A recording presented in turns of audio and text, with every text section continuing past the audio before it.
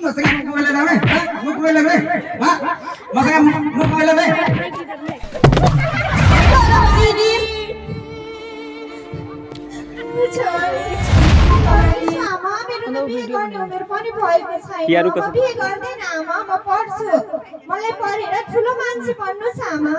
मैले बिहेको कुरा गरिसकेँ अनि म गर्दिनँ भनेर हुन्छ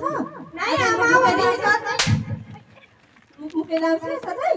तेरो बिहेको कुरा चलिसक्यो अब बिहे हुन्छ तिम्रो अब बिहे हुने भयो अक्षय मङ्गलम तनहरि आपका बिहे बहु दिवस सम्पन्न भयो जिंदगी क्या कर दिया अहिले नै राख्ने बने हजुर यहाँ आइज त हजुर मलाई रक्सी ल्याउने पैसा देन छैन मसँग पैसा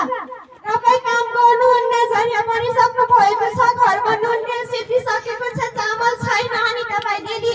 रक्सी खाएर मात्रै आउनुहुन्छ म कहाँबाट पैसा दिउँ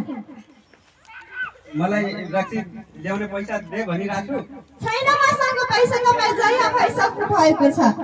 मसँग मोबाइल ल्याउने मोबाइल ल्याउने मसँग मोबाइल ल्याउने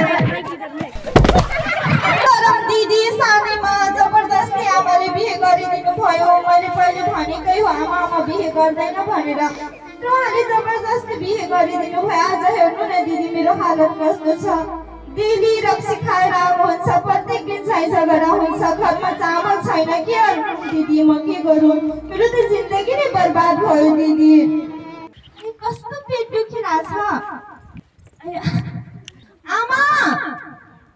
आमा कहाँ हुनुहुन्छ मेरो एकदमै पेट दुखिरहेछ आमा बुहारीलाई के भयो बुहारी बुहारी बुहारी तिमीलाई के भयो बुहारी ए बुहारीलाई त हस्पिटल लग्ने अवस्था छ तपाईँ एम्बुलेन्सलाई फोन गर्नु न यति सानो उमेरमा बिहा भएको भए यहाँ बच्चा जन्माउन नसकेको कारणले उहाँको मृत्यु भयो बुहारी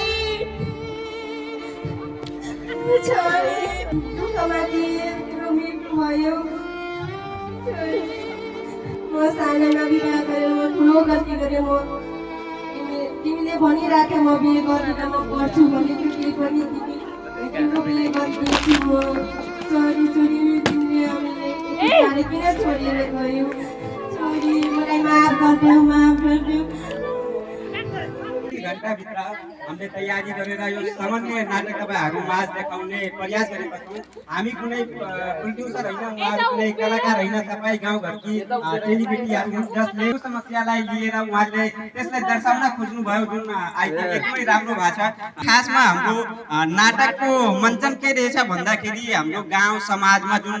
सानै उमेरमा बाल विवाह गरिदिन्छन् अथवा जबरजस्ती विवाह गरिदिन्छन् त्यहाँ पनि कस्तो हुन्छ बाल विवाह पनि थरीका हुन्छन् आजकल धेरै जसो हेर्नुहुन्छ भने भागी विवाह भइराखेको छ मन पराउने र भागेर जाने त्यसमा पनि घरबाट आमा बुवाहरूले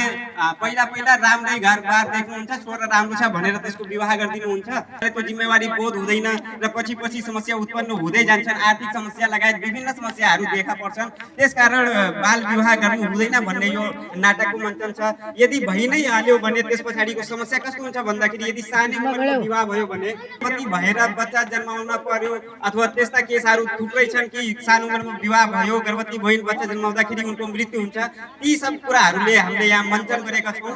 त्यसै कारण सबै गाउँवासीहरू पढे लेखेका आफू पनि भागेर विवाह नगर्ने अथवा एउटा निश्चित उमेर सरकारले तोकिदिएको छ 20 वर्ष पारी विवाह पारी भनेर यत्रो कार्यक्रम चलाइराखेको छ यति सचेतना फैलाइराखेको छ तर पनि हामी मान्दैनौँ हाम्रा घर परिवारकाले मान्दैनन् त्यो असलमा गलत हो किनभने सानै उमेरमा